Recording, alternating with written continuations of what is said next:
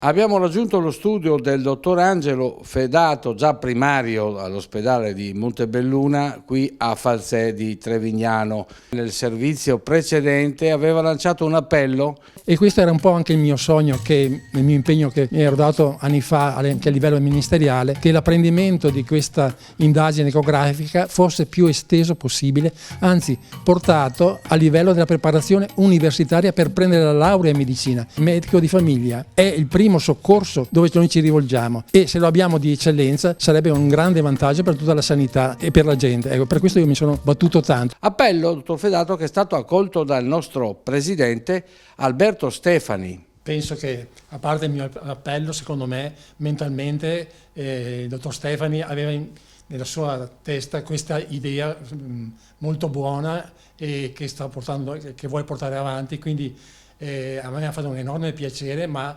sicuramente un'ammirazione per quello che lui si sta proponendo, che è di utilità per i medici ma anche per la comunità. Oggi volevo parlare perché è utile l'ecografo. C'è tutta una scuola da fare, ed è questa l'idea veramente di base positiva del dottor Stefani, cioè lui vuole preparare i medici a conoscere questa scienza ecografica, e poi ecco che con questa conoscenza possono utilizzare al meglio lo strumento, è la preparazione e la conoscenza.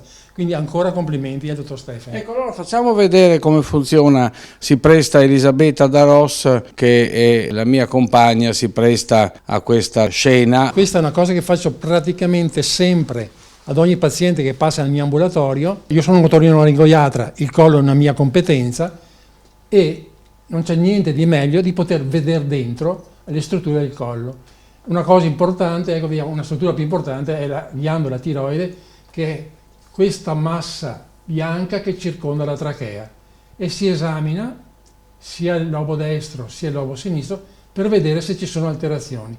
Questa è una tiroide di una struttura assolutamente normale, con una bella vascolarizzazione. Posso dire al paziente: guardi che lei ha una tiroide perfettamente sana.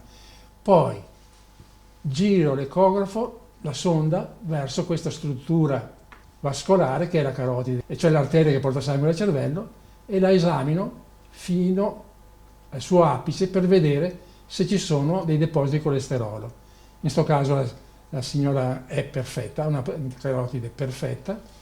A sinistra si esamina la carotide di destra, che è questo cerchio, vedete che pulsa, e per esaminare la carotide ci si mette pochi secondi, si sale, non si vede nessuna formazione che ostruisce.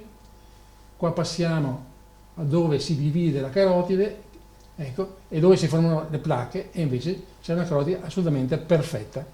E quindi in pochi attimi abbiamo eseguito anche un ecodoppler, che è un esame importante, dove spesso si scoprono ostruzioni anche che possono essere pericolose, e invece nel caso di questa signora possiamo solo tranquillizzarla.